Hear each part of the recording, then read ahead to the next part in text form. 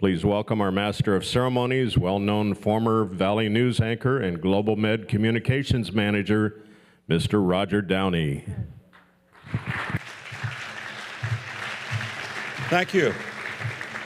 Thank you all. Welcome to Scottsdale Forward. Good morning to you.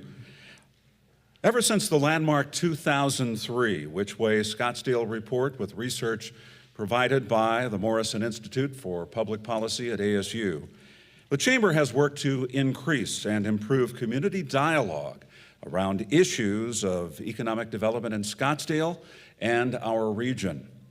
The Chamber and its many partners are responsible for the follow-up document, Next Steps Scottsdale, and for the previous 4 Scottsdale Forward events, each one geared to enhancing our understanding of the issues of economic growth in our community and the powerful ways that you, the involved and educated citizen, can make a difference in the future of this great city and the region.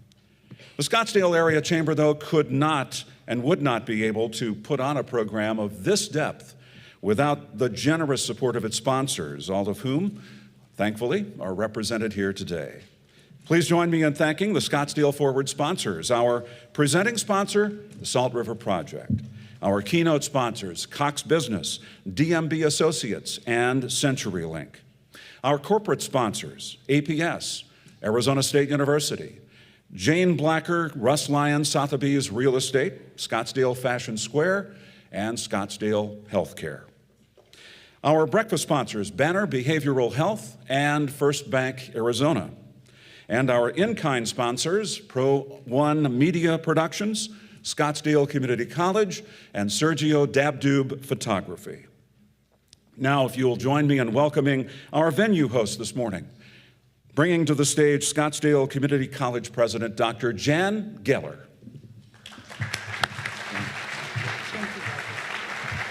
Thank you very much, Roger. Well, welcome. We are so happy to have you here. Special thanks to Roger for his work today to help make this run smoothly. Special thanks to the Scottsdale Chamber for their willingness to bring this event once again to our college campus.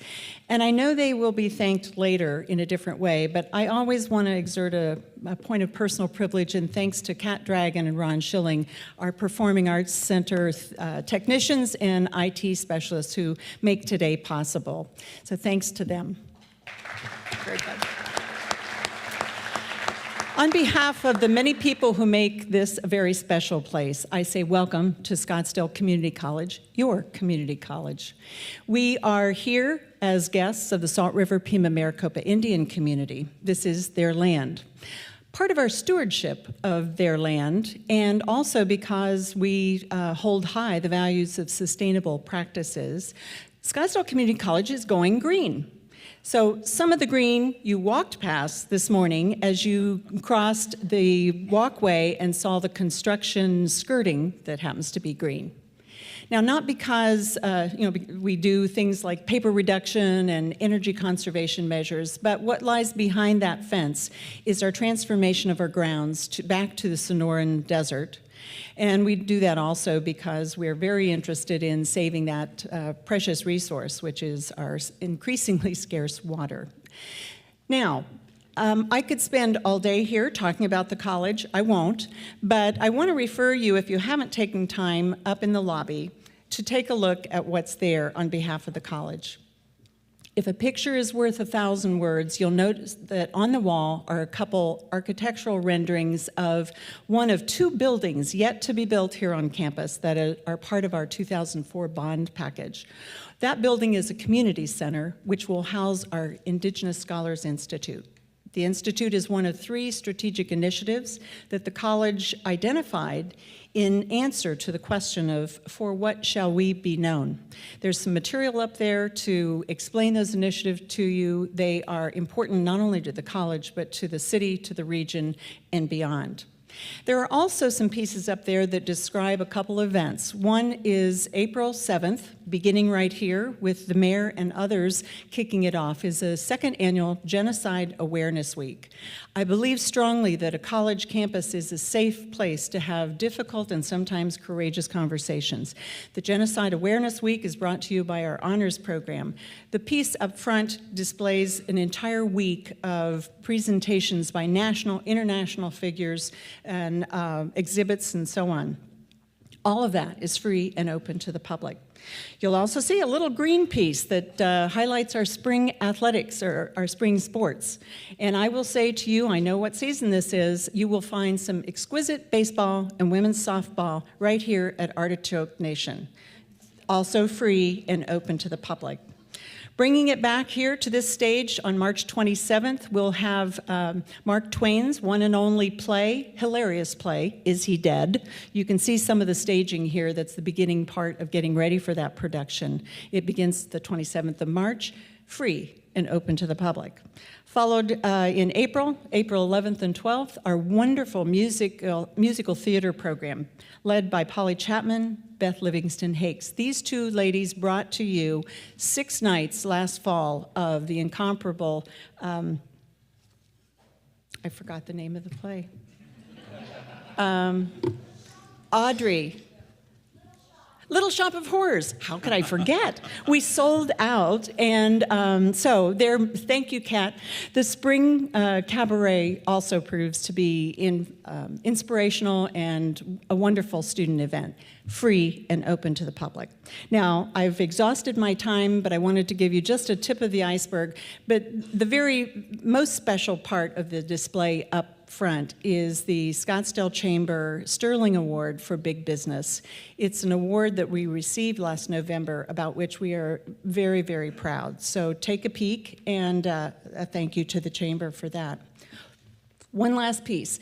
We have down in where you came in, and maybe it'll be up in the lobby as well during break, but there are a couple fish bowls. Drop your business card in for the award of a wonderful basket of goodies prepared by everyone's favorite vegetable, Artie the artichoke. We'll have the drawing right at the end of the ceremony today, or the program today. Thank you for making your way through our construction, and thank you for being here. Thanks, Roger.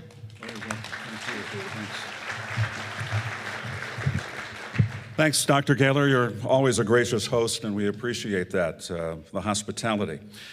Now, please welcome the mayor of the great city of Scottsdale, the Honorable Jim Lane.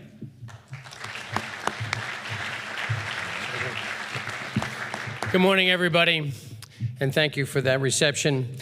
And frankly, there are a lot of people that have been thanked, and they're all well-deserving of it, but really thank you all for being here, because it's a great indication of your engagement and your interest in what's going on in economic development within our great community and across our great state. So I just would want to say certainly welcome to the Scottsdale Forward 2014, but also how important of an event this is. It's a report on a collaboration of powerful agents that work each and every day to build on the strengths and to address the weaknesses of those elements that provide for business growth.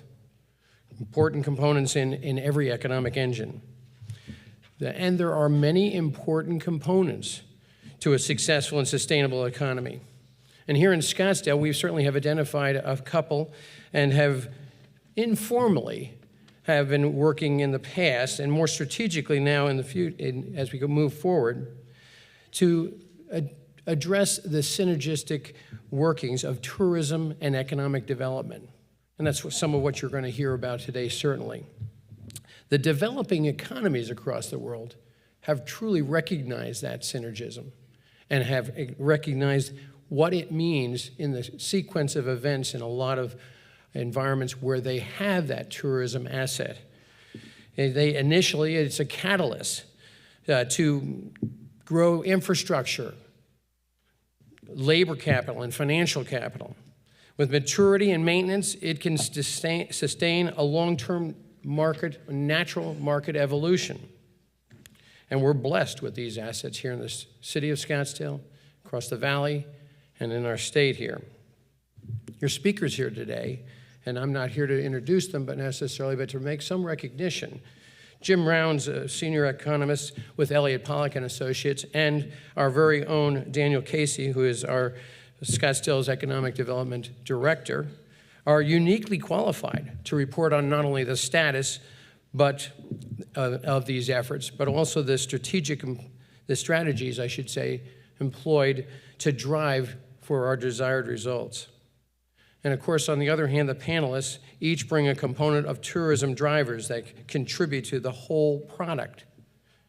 Great markets are recognized by these great event producers, and when everybody in the cities and in the counties and the state is doing their job, they are truly putting forth the best possible product, and those recognitions of why they would want to be here with those events and driving our tourism really becomes very, very apparent. Of course, all our introductions will come a bit later, and it's not my job to do that right now. We're on a tight schedule, so I'll try to respect that as well without going into any greater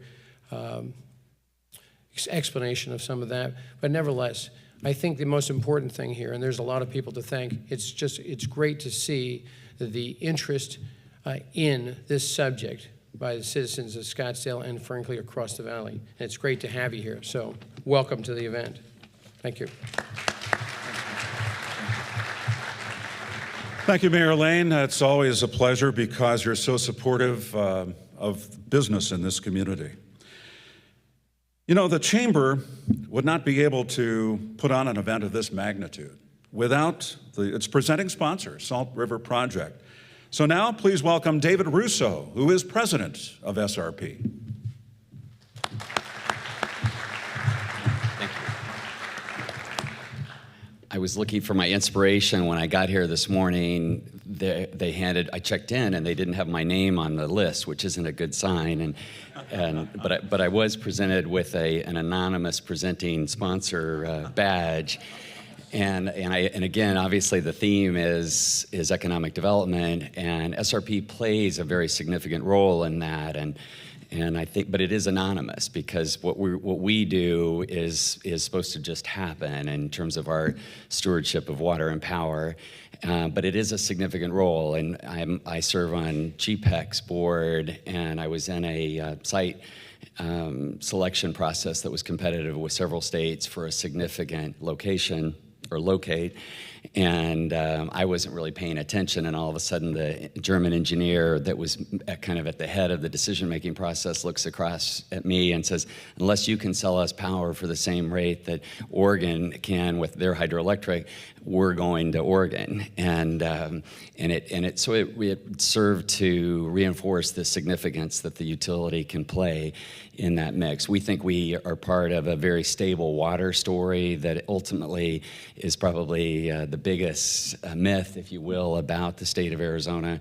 And then we also think our efforts, Salt River Project's efforts, and the other utilities, frankly, in the state, have served to make our utility rates very competitive, and the combination, again, plays sort of an anonymous role in that economic development effort. But again, thanks to the Chamber and thanks for our partners who make that puzzle, economic development puzzle, work, and our friends with the City of Scottsdale as well. So it's a pleasure to be here. Thank you, David. It is now my pleasure to introduce our keynote speaker this morning. As Mayor Lane mentioned, Jim Rounds is Senior Vice President and Senior Economist with Elliott D. Pollock and Company.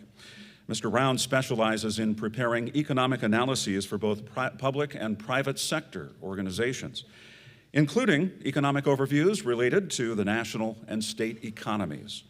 Jim has extensive expertise in matters of economics. We're talking about finance, rural and urban economic development, public policy, taxation, real estate analysis, affordable housing, and litigation. Jim has delivered scores of presentations to national organizations, private organizations, local civic organizations, universities, and legislative committees. He has been quoted in the local print and television, nationally recognized newspapers, and provides commentary on local radio programs. Prior to his employment with Elliott D. Pollock and Company, Mr. Rounds served as a senior economist and senior budget analyst with the Arizona Joint Legislative Budget Committee, which, for those of you who may not know, is the budget and economic analysis arm of the Arizona legislature. Mr. Rounds has a Bachelor of Science degree and a Master of Science degree in economics from Arizona State University. Please join me in welcoming Jim Rounds.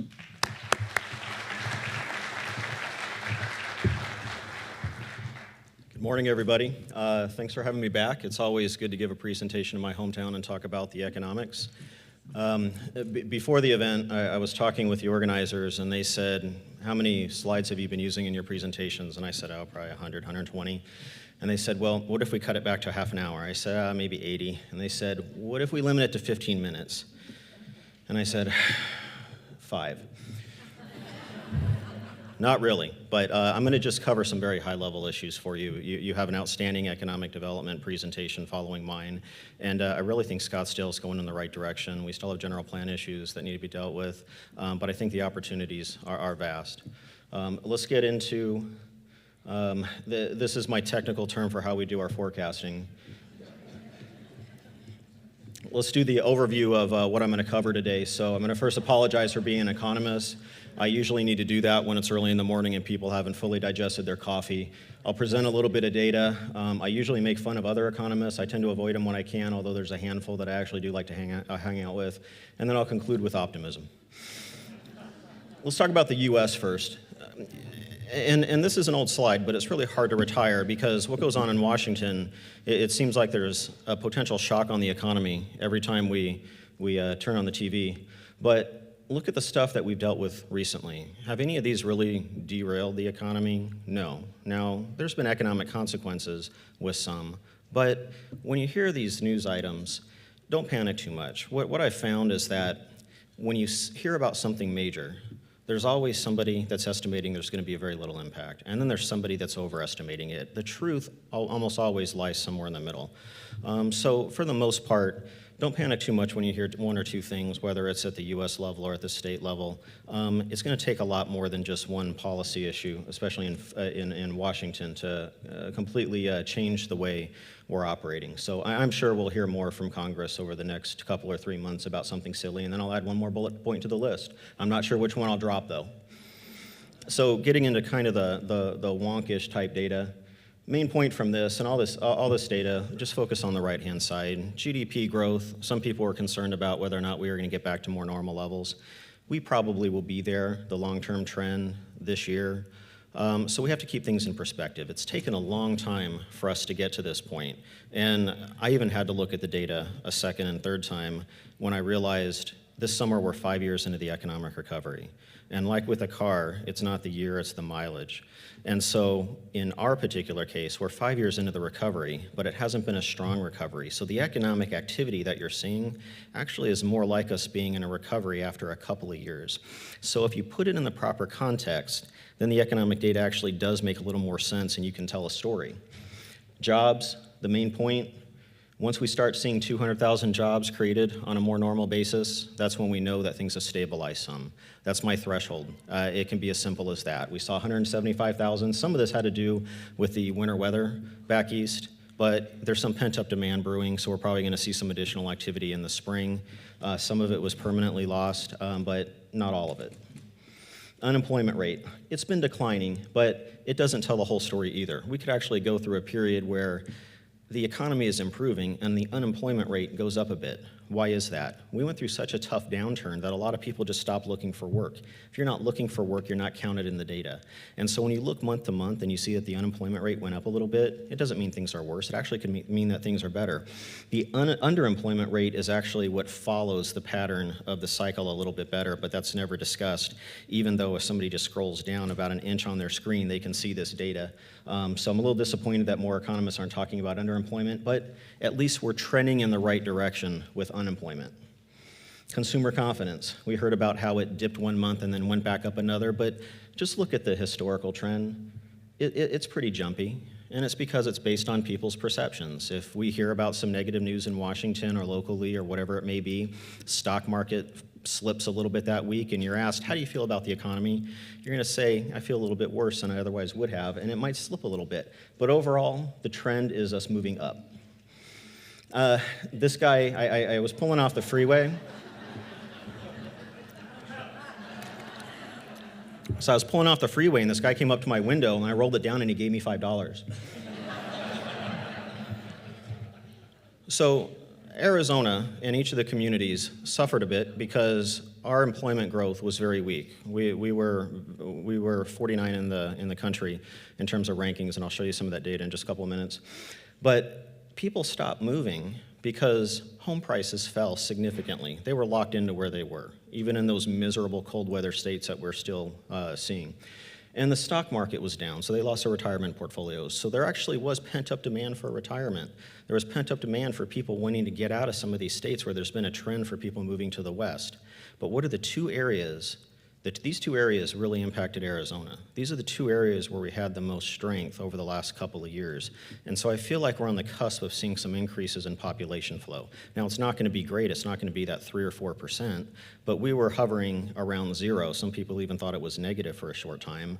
But we had 1%. We're going to grow at about 1.5 and then 2. That's not too bad if you put it in the context of this particular economic recovery. Even though there's been a lot of money that's been available for businesses and consumers, it really hasn't been used. It hasn't been bouncing around. What has to happen is this money has to be accessed. It bounces around the economy. That's how even businesses operate and how you bring money into a local community. But we're seeing some additional increases in business spending on equipment. It's not fantastic, but if you're in between 2 and 4%, that's pretty good, and that's probably where we're going shortly. Business spending on plant is hovering around 4%. Now, we talked to the government about that data point that slips quite a bit, and I got bounced around. I think it might have actually been about 10 different people that I talked to, and I got to the person that actually might be the smartest person at the BEA, because he said, and this is almost a direct quote, there's some weird happening with that data on utilities. I really like that answer. And so, if you ignore that weird stuff, we're moving in the right direction. You've been hearing stories about how there's a lot of people that are getting jobs, but they're part-time, but even this is improving. And so that red line is where we would normally be. The trend is moving in that direction, so we're only a couple of percentages away from that, and that should continue as well. You're hearing stories every day. Whenever you turn on the news, they don't talk about the economic data, but they usually give an example of Mary in Indiana went from part-time to full-time, but those stories are reflective of this background data that's happening more broadly. So what kind of jobs are we adding? Are we adding very, very low value added jobs 5 years into the recovery? Yes. For this type of recovery, again, the mileage, not the year, this is about what you would have expected. You expect to add lower value added jobs before you add the high value added jobs. You expect businesses to be cautious and wait for stronger economic growth before they make a lot of investment. Now remember some of these numbers though, because this is for the US. There's been a lot of people talking about how Arizona and the individual communities are in really bad shape in terms of where we're growing. So US, administration services, food services, retail trade, lower value added. Let's just see in a few slides where Arizona stands, and let's see if there's some accuracy about how we're in far worse shape than we used to be. So you remember these days, 49 in the country, Nevada was 50. We used to battle for #1 with them in terms of population and employment growth. And again, when a state like North Dakota adds 2 Circle Ks, they jump to #1 in employment growth. That's not totally true, but it's not untrue.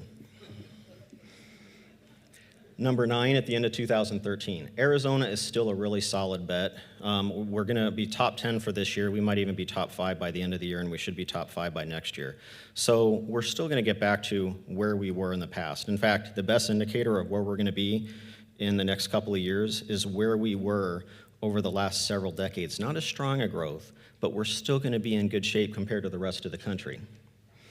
When we take a look at the individual sectors, when you see most of the sectors growing, you feel better about the strength of the economy. It was only a couple of years ago that a lot of these were in red. We were losing jobs. But you also have to look at each individual industry and what it means. So say, for example, manufacturing losing 2,500 jobs. What is our base? Is our base that this should be growing by 10,000 jobs? Or is our base that maybe our goal is to keep this flat for the next couple of years and then see if we can expand it in the years after that?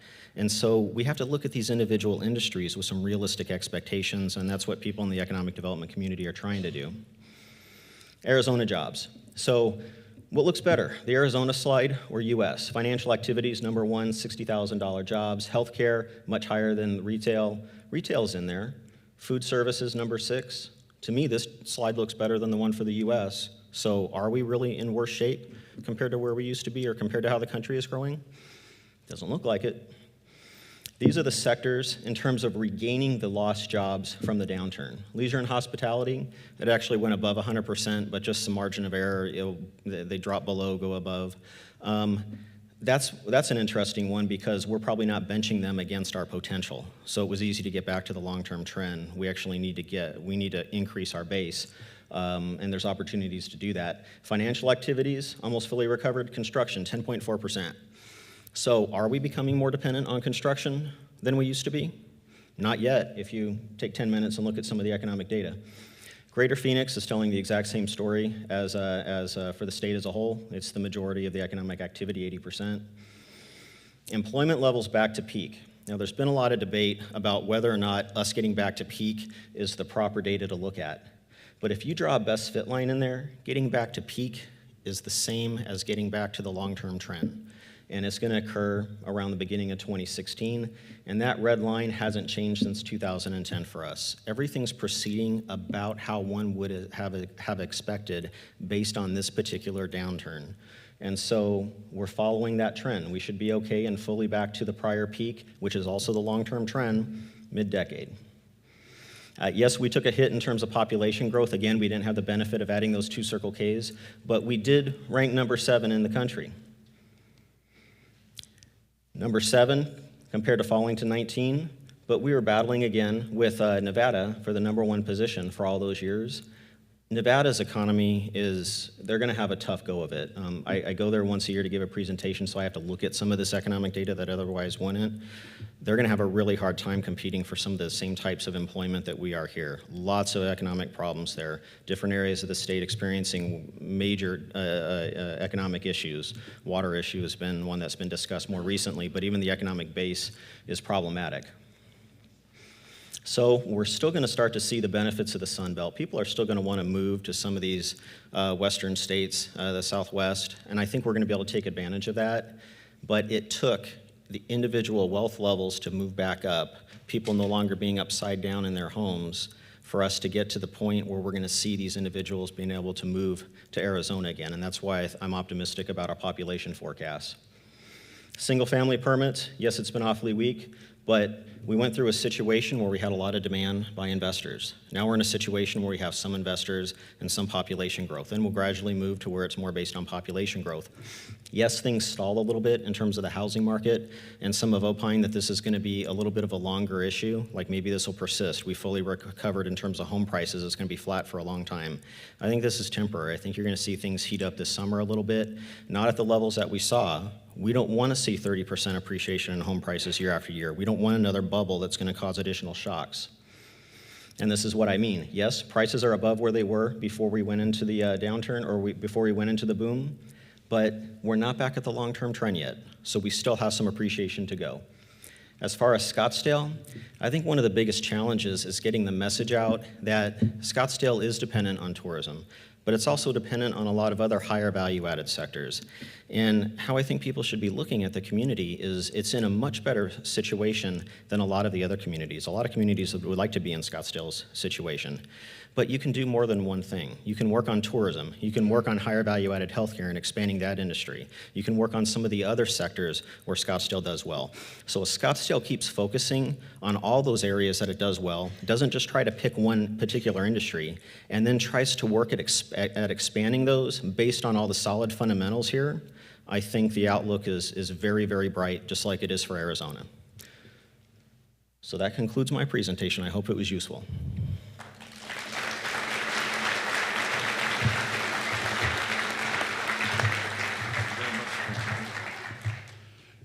Economists deal with a lot of numbers and graphs. Then they try to explain them. The good ones can do that. the best ones like Jim can communicate them in a meaningful way to an audience, and we're very fortunate to have him here today. Now it is my pleasure to introduce to you Scottsdale's powerhouse, Economic Development Director, Ms. Danielle Casey.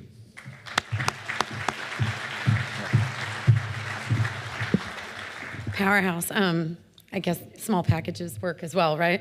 So it's hard to follow Jim. I don't have some of the great jokes, so I forgot to have somebody with cue cards saying laugh and clap, but I think we can wing it. Anyway, big thanks I'd like to extend to the Scottsdale Area Chamber for having me here. What a great lineup of people, and thanks to all of you who I can barely see because of the lights, but thank you all so much. As most of you probably know, I joined the city in June, and the unbelievable amount of support, the tremendous number of people who want to get to know me and work with me and support our efforts is just fabulous. I couldn't think of a better place to be. So I'm just going to run you guys through very quickly a short set of slides, and we're always here to share more information with you at any time. So I wanted to start with, and this really wraps on to what Jim was just saying, why do we even do economic development here in Scottsdale? We've got a great tourism base. We've got amazing things going on in the community. So why spend time and energy and effort on this? Well, we always want to improve the quality of life in the community, right? So that means having a strong tax base, having a strong and well-rounded base employment sector like Jim mentioned. And so how do we do that? We do business attraction, retention, expansion.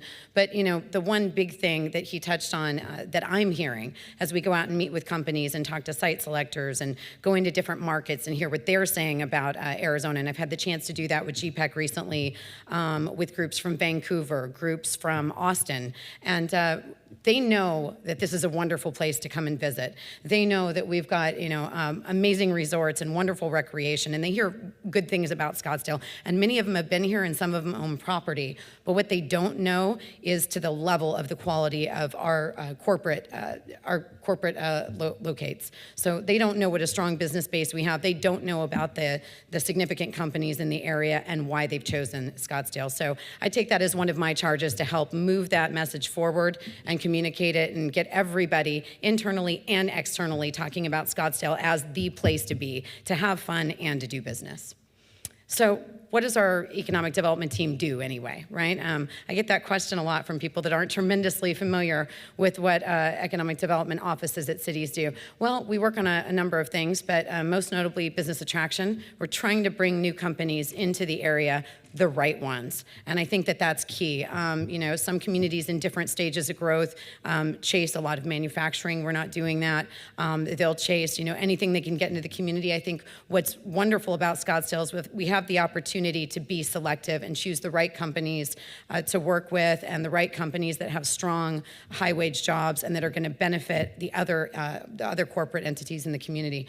Business retention and expansion, not the sexy part of economic development. It's not the big fish you hear about in the paper, but I'll tell you, we've done some restructuring in the team, and we've got some staff that make it their primary role to go out there and talk to local companies in Scottsdale, find out what's going on, find out how we can help them more, find out what trends they're seeing, things we need to be aware of, and also help them expand. When you know that a company's lease is going to be expiring in a year and you go talk to them and find out what we can do to help you expand in your existing location or make sure it's in Scottsdale, that can be the difference between us keeping them and then going across the border, maybe to another neighboring city or out of state. Redevelopment, everybody knows we were keeping a close eye on the air park, downtown, and McDowell, so those kind of go without saying. And then small business and workforce, I'll talk about that a little bit more in just a sec. But our target industries, so Jim mentioned, we can look at some of these other sectors. I do agree, our hospitality, visitor trade, and commerce is up here because there is a traditional economic development side as well to tourism. We want to make sure that we've got good resorts, that we're getting new product for resorts and hospitality in the community, and if we have aging properties that they're invested in and that they still look really great, and the Princess is a good example of that a few years back. But working on that and also working on our retail efforts. And as we go backwards up the line, technology and innovation, amazing partnerships that we're seeing with ASU, and then also advanced business services and bio life sciences, last but certainly not least. So how's our team moving the city forward, right? The topic today is Scottsdale Forward. The big thing that I want to make sure everyone's aware of, and if you haven't heard already, I'd be surprised, but we're working on a strategic framework for economic development. Last year in May, the council sat down and came up with their 8 top priorities. Those ended up getting boiled down to 6. We gave presentations, had quite a bit of discussion, and long story short, they've allowed staff, and I thank them very much for their leadership, and also our administrative leadership, city manager, for letting us go forward and work on this project. So one of the 6 council adopted priorities that we've got is getting this project going. And this is going to be a strategic framework for the next 3 to 5 years in economic development. And I won't bore you with all these steps, but basically this is here to show you that there's been a lot of work done and we're nearing the end of the process. What's been done so far? Almost, or actually over 100 stakeholders, or 200 stakeholders have been interviewed. We have identified aspirational communities, and what that means are not necessarily benchmark communities, but communities that have some traits that we want to look at and find out how they did it. Places like Sarasota, Florida, La Jolla, California. We've identified the target sectors, and we have some initial SWOT analysis coming. And then what I wanted to show you in the process, there are some really important dates. I hope you're paying attention. Come out and hear what's going on and understand what's being recommended in this framework. May 13th, we're going to have a council presentation, a work session, so that we can get feedback from the council on what's in it.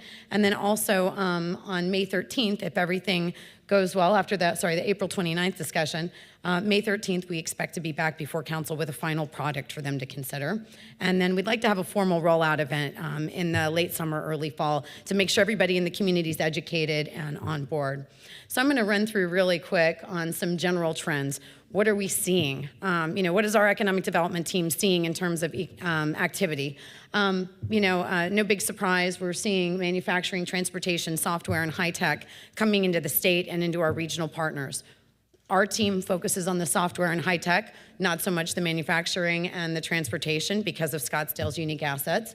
We're seeing a lot of prospect activity from California.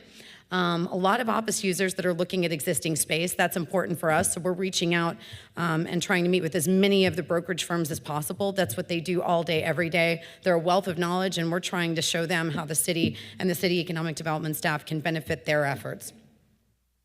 All right, so some of our employment corridors and projects. So I don't go over time. I'm going to flip through these really quick and give you guys a teaser. One of the things I'd like to let you know, if you haven't been to one, we have a program in our department called Coffee with Ed, and we give you really terrible coffee, and we bring you in and we give you a short PowerPoint presentation that'll walk through these things, and we update it regularly. We offer these programs monthly and more if requested, and would definitely encourage you to come in. If you're going, gee, I wonder what's coming online, what's being built, where's it being built, what's the stage in the process, that's when we'll talk about that, as well as all the other offerings in the department.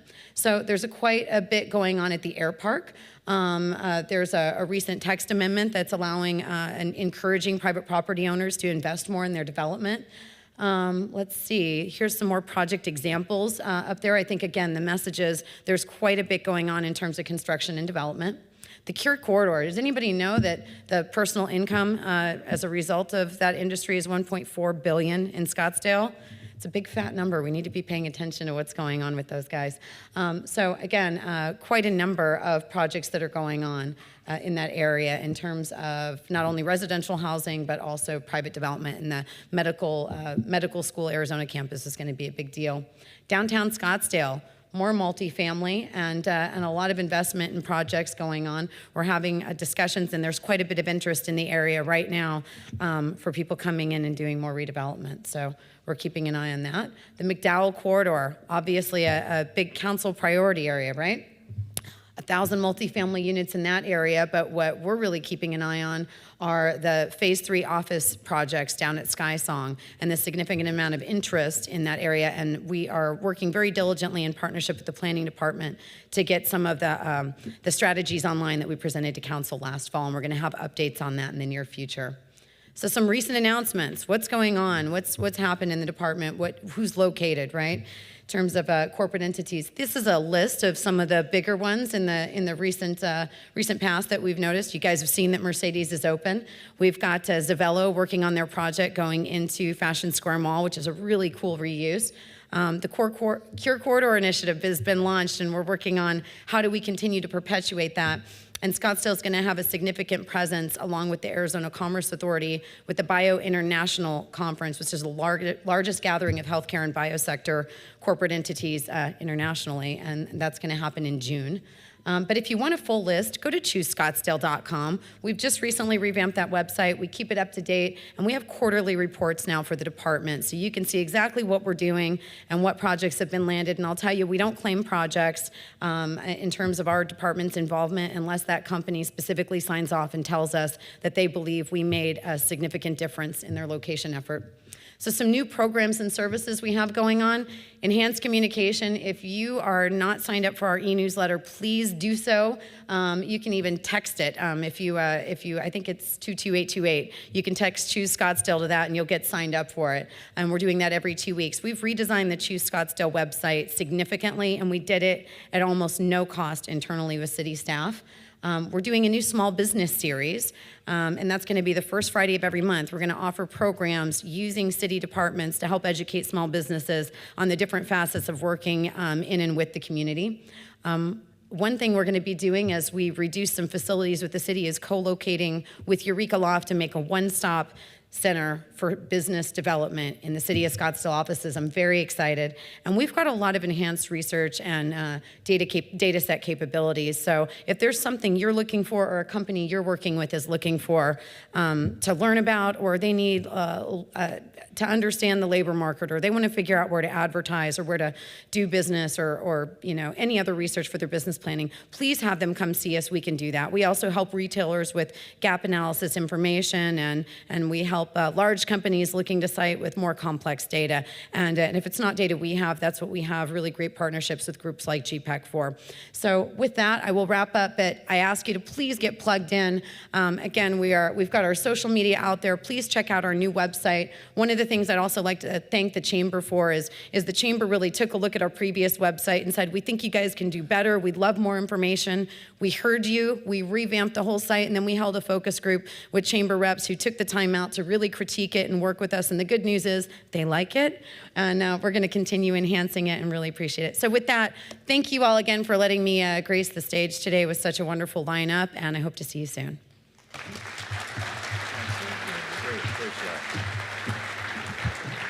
As you can tell, Danielle brings a new development dynamic to the City of Scottsdale. She's a tremendous asset, and we're very fortunate to have her. I would like to invite our first panel on the economic impact of major events in professional athletics to come to the stage. The panel's moderator is Alan McGuire, who is president and principal of the McGuire Company. That is an economic analysis and public policy consulting firm. So, Alan, bring your folks to the stage. Yeah, good morning. It's a pleasure to be here. It's nice to be back on this campus. Dr. Geller, this is a wonderful facility. I like all the things that have been happening here. This is, as you probably know, one of the 10 Maricopa Community Colleges, which is the largest workforce builder in the state of Arizona. Mayor Lane, it's a pleasure to be back in Scottsdale. I spent the first 15 years of my life here in Arizona, in Scottsdale, and every time I come and drive down the streets in this town, I am amazed by the change that's happened in the last 40 years. Finally, Mr. Kidder, it's a pleasure to be back. I've known Rick for many years, and it's a pleasure to be back here with him today. We have a great panel here. We're going to talk about largely the economics of athletics and sport, and particularly in Arizona. I'm going to introduce all the panelists, and then I have a couple of questions for each of you.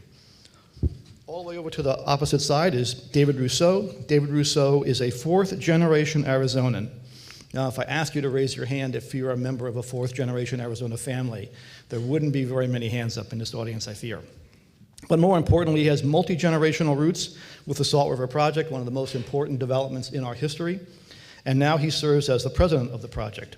In addition to the hundreds of volunteer activities that occupy David's time outside of the project, The most important role for today's purposes is he is the chair of the Arizona Super Bowl Host Committee. Thank you, David. Next to David is Sarah Hunt. Sarah Hunt is the Vice President for Giant Enterprises for the San Francisco Giants organization. What a great job.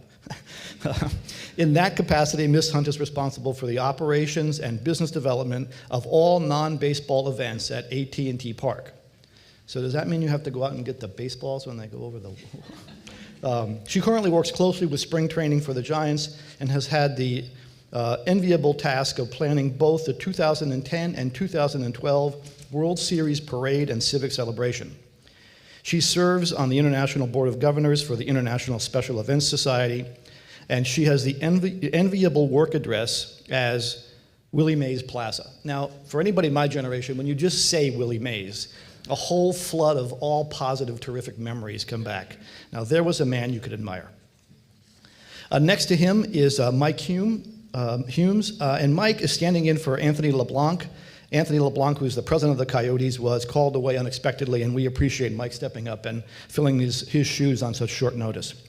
Mike joined the Phoenix Coyotes in October of 2013 as Executive Vice President, Partnerships and Premium Sales from a prior position at the Memphis Grizzlies.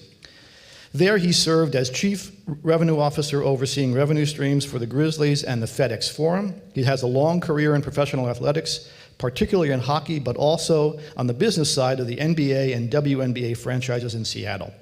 He was born in Fredericton, New Brunswick, Canada. And finally, next to me is Tom King. Tom is the 2014 Waste Management, did I introduce you guys wrong? Oh, I apologize. That's the problem when you haven't met your panelists before. I apologize to both of you. Excuse me. Tom, sorry. One of the photos. In any event, my apologies. So Mr. King is the 2014 Waste Management Phoenix Open tournament champion as a member of the volunteer group, the Thunderbirds, which, as we all know, have done great things in Scottsdale and throughout Arizona for many, many years. His daytime job is as Vice President of Marketing and Community Affairs for Alliance Beverage Distributing. Now, there's two jobs that give us a great couple of reasons to know him very, very well. He has been an active Thunderbird since 2007. With that, I'm going to start with Mr. Russo and ask an opening question of all of you, if you'd like to make a few comments about the contribution that your franchise or your event brings to the Maricopa County regional economy in the state of Arizona. Let's see. I wonder if I should answer that question or give you the answer that I want to give. We'll allow you that. So it's interesting. I guess one aspect of this morning is if you're a presenting sponsor, you get a spot on the panel. So, future reference. I guess I'd like to talk about we were with the Super Bowl a month ago or so now. In New York, we participated in a panel discussion that talked about three phases: having the successful bid, and what goes into that to have the event awarded to your area. The second being, then how do you deliver on that? And then the third is, what do you have to show for the effort in terms of a legacy? And the legacy aspect, I think, ties in nicely with today's theme. We talk about, and in partnership with the various cities and in line with the economic development story you just heard about in Scottsdale, it's consistent with this program that we have, which is the Visiting CEO program for the Super Bowl. And our moderator for this panel in New York talked about how, remember, we're not trying to cure cancer, so don't sweat the significance of today's exchange. And ironically, the legacy portion that I referenced was from the 2008 game. On the strength of a Super Bowl ticket, Dr. Patrick Soon-Shiong came to the Valley and was introduced and ended up expanding an existing effort for his company Abraxas, which actually does cure cancer. So ironically, we were able to make that connection.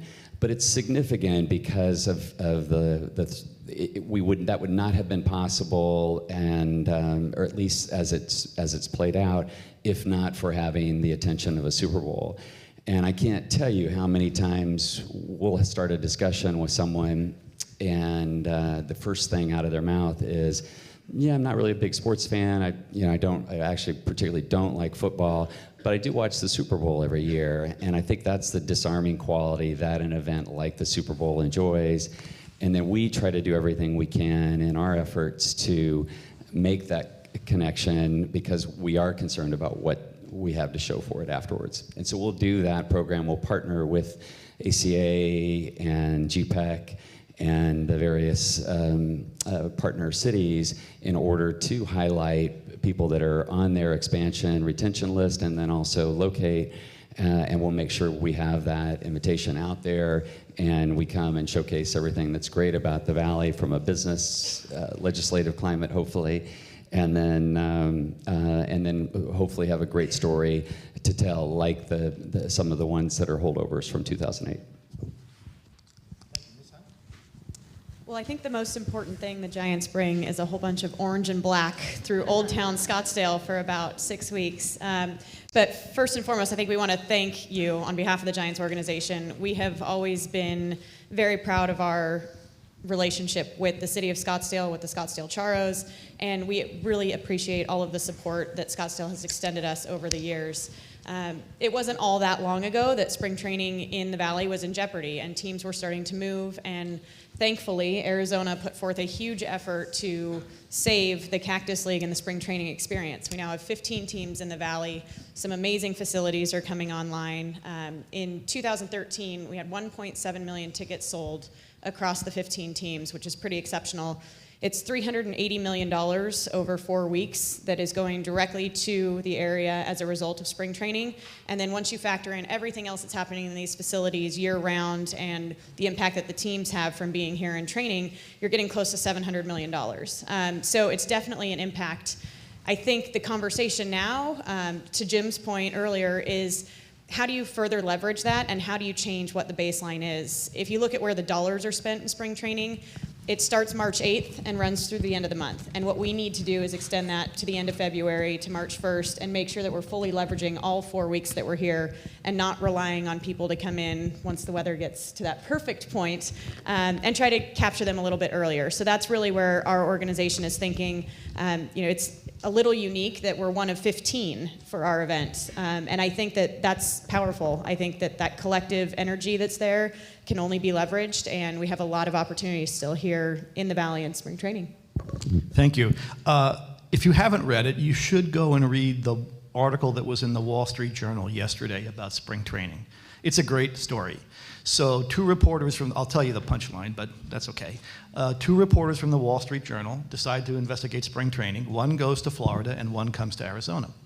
The guy who's coming to Arizona makes a bet with the guy who's going to Florida that he can see at least one full inning of 8 spring training games in the same time that it takes the guy in Florida to drive from the Mets' home field to the field at which they are playing on a given day.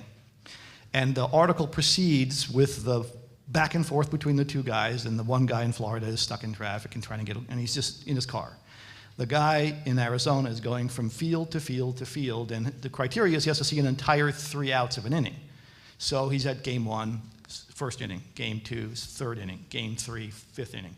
And he's driving and driving and driving. He didn't quite make all 8, but I think he made 6 and part of 7. The point of that is this is a great place for all fans to come because they can see all of these sports all the time. And what I really want to watch is how much local media that terrific Arizona story gets. So with that, Mr. King. Thank you. Very connected here in terms of Super Bowl and then spring training and what the Waste Management Phoenix Open. It's the golf event, and it's the largest golf event in the world. And we just concluded our 79th year. And to give you a little, look at time, 1937, this was started by a gentleman by Bob Goldwater. He was the chairman from 1938 to 1951. And really started out as just volunteer. 5 guys got together, called themselves the Thunderbirds. This thing has grown to an economic impact of $235 million this year.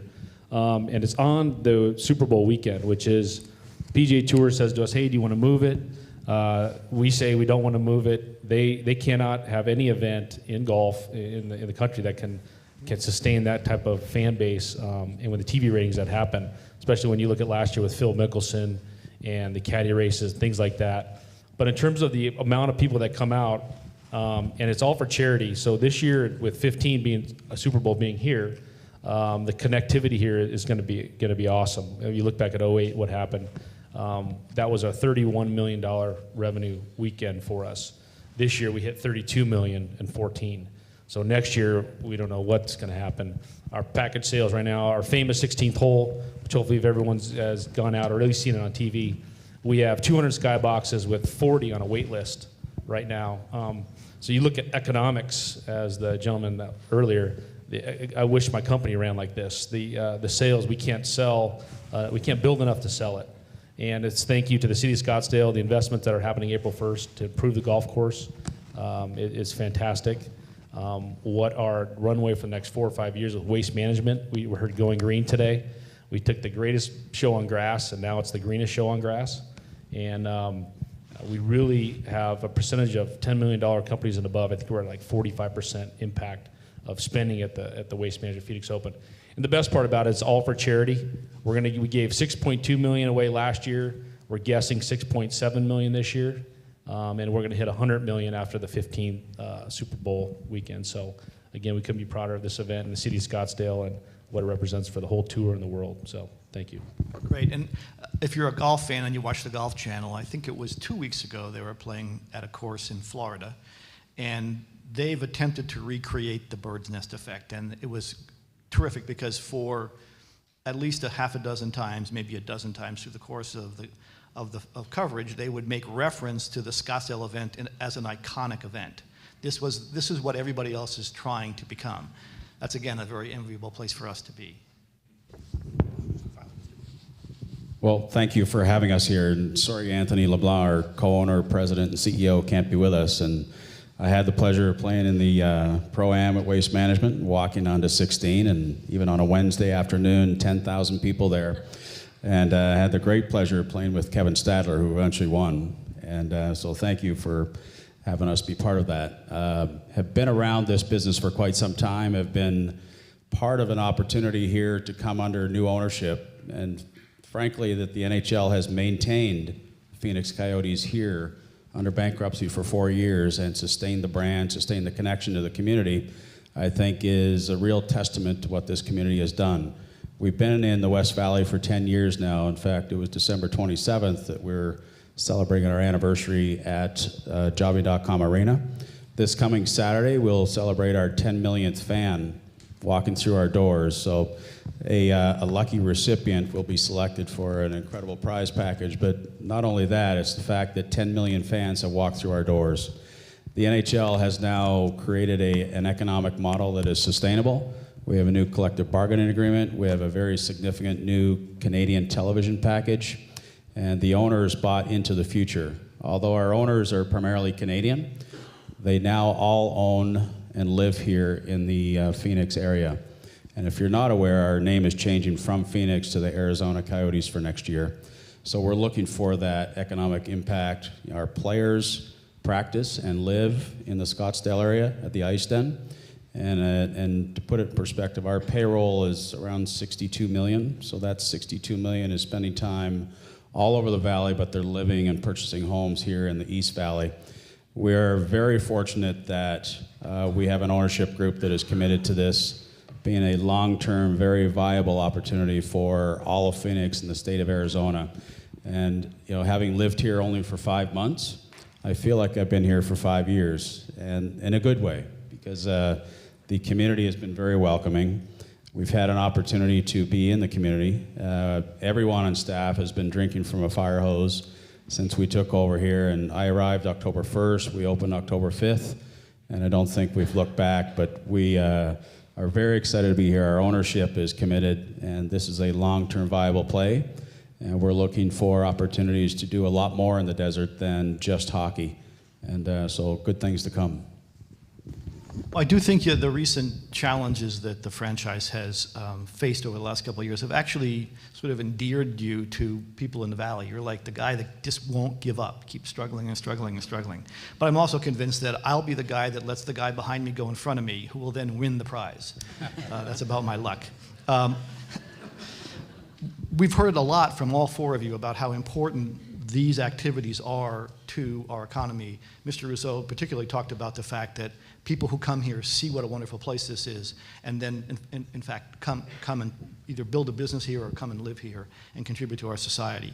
It really is true over and over again. I suspect almost everybody in this audience has a friend, a relative, or even themselves who saw something happen, spring training, a Super Bowl, whatever it happened to be, the Phoenix Open, and based on that said, what a great place to live and work. So I do have one question for each of you to comment on if you'd like to. So one of the things that we try to do is look forward and say, what do you think is going to happen? I mean, tourism has been through a challenge the last couple of years. The recession was really hard on the visitor industry. Now, Jim showed some data that shows we're really bouncing back. But do you have any sense of what the prognosis is for the years ahead for these events and for this industry? And are you cautiously optimistic, pessimistic, or very optimistic about the role that these contributions will have, and will they grow into the future? So if I'll start.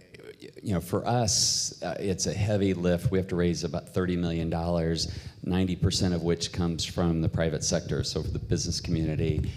There's a bill in the legislature that Alan's very familiar with since he wrote it, and that's the Mega Event Fund. And the notion is that that's just giving money to NFL owners. And I will tell you, that's us paying for the privilege of being able to host an event that then throws off $500 million plus in economic activity, plus allows us to do the other things that we've talked about in terms of highlighting the area. So if we don't have that sort of predictable funding source that lightens the otherwise constant pressure on the business community to pay that tab, we're going to see fewer events. And I think that's the calculus that everybody ought to be aware of, and try to get by the notion that we've had a number of people say, well, they're coming here already, right? Why do we need to give them $30 million? And it's like, well, because that's what we bid, and there were umpteen other markets that were willing to take our place. So it is a competitive situation, and that would be probably the most helpful thing. So I can't help but take a swing at that slow, high pitch you just gave me. I think it is important for people in Arizona to recognize that, first and foremost, the Arizona public in very, very different ways has made tremendous economic contributions to all of these facilities, right? We've paid taxes in different ways for baseball and football and for public arenas and all kinds of things. So we have the opportunity to make good on that investment we've already made. And so some public support, matched significantly by private support, is a way to make good on that investment. The second thing we know is, obviously, it's a great opportunity for publicity for the state of Arizona. People see what a wonderful place this is and come and visit us. And third, the thing is that they generate more than they ever asked for. So they're net contributors to our economy over time. So it's a good opportunity. And then the last thing is, the world is changing. The world has become much more competitive. For many, many years, Arizona had the benefit of being the great sunny place where you could have a winter sports event and everybody came because it was the place to go. Well, our success has bred imitation, and now other states, frankly less desirable states, are responding to that success with money. And we're now in a position that if we don't respond, like we did with the Cactus League when we were threatened by Florida, if we don't respond, we will lose that revenue we currently receive. So it's not just opportunity lost, it's actually current gain lost. So I hope that we're successful in our efforts to try to get some public support to match that private support. I interrupted you, Ms. Hunt. Oh, I was just going to say, we have the Super Bowl actually following Arizona, and so I know we're going to be facing that same challenge. And many of you may have heard the stories about America's Cup, which was recently in San Francisco, and we faced a major issue in that there was millions of dollars put up, and the city kind of coughed up, so to speak, for it. That's how we talk in San Francisco. And the problem right now that we're facing is, as we go into conversations about the 35th America's Cup, it's that delta. It's what is the tolerance for money to be put up front when they're not necessarily getting the information on the back end about what the event truly delivers. And I think that's where we need to focus some effort, is how can you quantify the exact impact on a city. And there's certainly lots of economic impact reports that are done, and you can read all about the number of media impressions and that sort of thing. But until you start getting some data that taxpayers can relate to and that sponsors can relate to, I think that's the conversation that needs to be had again, because people are starting to get a little bit wary about how much do you put up front and hang your hat on what that potential return is. Here in Arizona, I think we're very fortunate in that we do have great support. We're not asking for a lot of dollars right now. What we're looking to do is internally put forth an effort to say, what can the Giants do? Because again, we're one of many lucky franchises to be here in this amazing area. So it's nice to be able to balance a little bit of that and have the ability to make an impact personally on the small level that hopefully then starts to grow and again, ticks those numbers up a little bit higher for the overall economic impact. Yeah, in terms of the Phoenix Open, our biggest worry or fear is it is a PGA golf tournament, and we've created a iconic party, to lack of a better term. We have 500,000 people. On Saturday, we had 189,000 people. And we had, fortunately, when Tiger Woods decided he's not coming back here, our biggest fear was, oh boy, the 16th hole he created with the hole-in-one. And that kind of grew with a cooler beer, and now we've got corporate America. It's a $6 million financial engine. How are we going to maintain that? If more golfers decide not to come, our event could go like that. Well, Tiger stopped coming, and it just got bigger and bigger and bigger. So what that said to us was we got to be security is a prime. And as the world is changing, we had to wand everyone this year and get everyone secured like the NFL's done, and the results are still there. So the investment from the community of $15 million to make that course, keep up with the technology of today. We've got to make sure that we have a secure and safe environment, and you'll see us looking at that and real closely. What is the fan experience? How far can a fan interact with a golfer? All sports, you look at it across our venues, fans are getting more and more brave, more they feel entitlement to talk and say things, and ours is the biggest risk in probably top 10 of all the world in terms of that 16th hole of what goes on in there. It's insane, the stories. I'm going to write a book one day. But that is our biggest fear, is keep that. It's a PGA Tour, and to keep that economic impact of $220 million, the Thunderbirds have that on our number one asterisk to make sure that keeps going. Well, from our perspective, it's critically important that we maintain the long view and the macroeconomic view. Having moved here from Memphis, I was able to spend some time with Fred Smith, who's the founder of FedEx. It's their global headquarters, 35,000 employees, and they stepped up significantly and put their name on the building as FedEx Forum, because across the board, their executive level said, if we want to retain, or actually recruit, retain, and maintain the best talent, to actually run our company and become and maintain a world-class position, we need that experience. Across the board, when they were recruiting MBAs to come into their business units, various business units, they said, okay, what about pro sports? Is it in the market? Well, yes, we have the MBA, and here's the franchise. We're a big supporter. So it's not only the economic impact, but it is the cultural impact of a community. And when you look at everything that happens here in Arizona, and we're very unique in our business because of the number of Canadians that are attracted here. At any one time, there could be 600,000 Canadians, and we look at the data of our single game buyer, and depends on what time of the year, and obviously more when it's been frozen up north for a while. And we are seeing anywhere from 35 to 55% of our single game buyers coming out of Alberta, Saskatchewan, British Columbia, which is amazing, as they're coming on airlines. They're not driving here, they're flying in. It drives traffic at Phoenix International Airport. It drives real estate. They're either coming here, owning a home, renting short-term properties. So the economic impact is one thing, but it's also the cultural diversity that all these events bring to our community. And I can even add on top of that we know that Canadian foreign direct investment in the state of Arizona is surging. It has been for about the last 20 years, but it's accelerating at its rate. So we appreciate you bringing all those Canadians and their money into the state of Arizona. Well, it's not quite the same dollar yet, but it will be. But they seem to not mind a bit. So we're getting close to the end of our time. I'd like to ask if there's any closing comments that any of you would like to make about your event, or just comments in general about our community and the place we live. Well, I guess I, again, need to start with the thank you. We have 12,000 seats at Scottsdale Stadium, and we've been fortunate enough that on average we're filling 11,000 of those seats just about over the course of spring, which is huge. We have 3,000 people who travel from San Francisco on season tickets who are staying here all 4 weeks.